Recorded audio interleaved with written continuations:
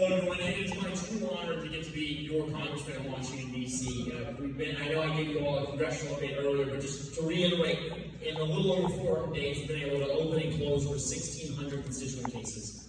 We're the first freshman office to have all of our constituent offices open. All of them remain open to this day. We have recovered over $70 million in grants for Western North Carolina. In those 1,600 cases that we have closed, we have recovered over $3 million from the IRS, which has been wrongfully taken from our constituents. We got a $1 million funding for the Safe Flight Child Center in Henderson County. We got over $140,000 for our sheriff's department in Graham County for new radio systems in the cars and new dash cams. We were able to get $91,000, $150,000 for a building from FEMA for emergency management in Yancey County. $131,000 for emergency management in Cherokee County.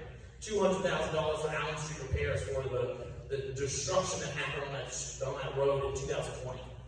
And that has been my honor to be able to get to do that. But I will tell you, in Washington, D.C., we've been trying to defeat the Uniparty. We've been trying to defeat the people who go to Washington, they run a radically different platform from Democrats, but when they get there, they vote almost the exact same.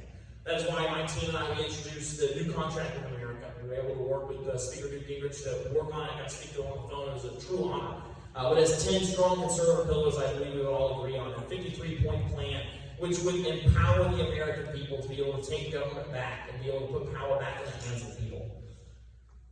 You know, I'll tell you, it's easy to get pessimistic about your outlook for America right now. It's easy to believe that we're headed for dark days, and I believe that we're headed for hard times, and we need to harden ourselves to be able to defeat the socialists in our country.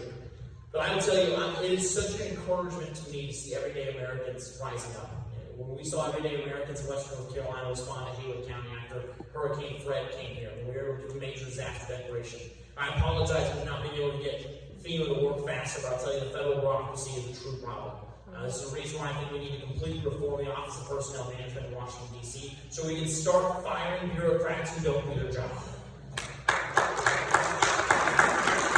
When we're talking about everyday Americans rising up, when you look into New Jersey in their state house, the Speaker of the House is a radical liberal was taken out by a truck driver who spent $200 in the election. The American people are fed up with this. And now, in Joe Biden's America, that might not be a good thing because it's one less truck driver, and we're struggling for that right now.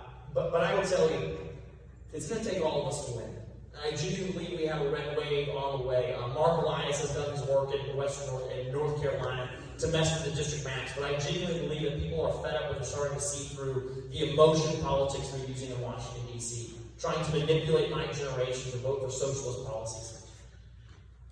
And the Democrats' big gamble, I think when they look to Europe, when they look to Australia, when they look to Canada, their big gamble to try and stop the American people from fighting back, from rising up, from calling out the destruction they're doing in our country was, one, the treatment they've given to the January 6th political prisoners who are not facing their due process, who are being held wrongfully, I genuinely believe. Their big gamble was to call parents that went to speak at school board meetings domestic terrorists. Because when you do that in other countries, people lean back and, oh gosh, I don't want to upset the government. Well, I'm just going to back down. I'm not going to go advocate for my children anymore. Well, what do the Americans do? When our federal government tried to take away your rights, when they called you domestic terrorists, when they said that they're going to audit us more and more, when they're going to try and intimidate us to not be aggressive, to not call out the destruction of this country. The Americans, unlike other countries, we didn't just lean back and say, well, whatever the state says, that's what goes. No, the Americans leaned in. I'm telling you, you see more and more parents going back to speak at school board meetings, even when the Department of Justice is labeling us domestic terrorists.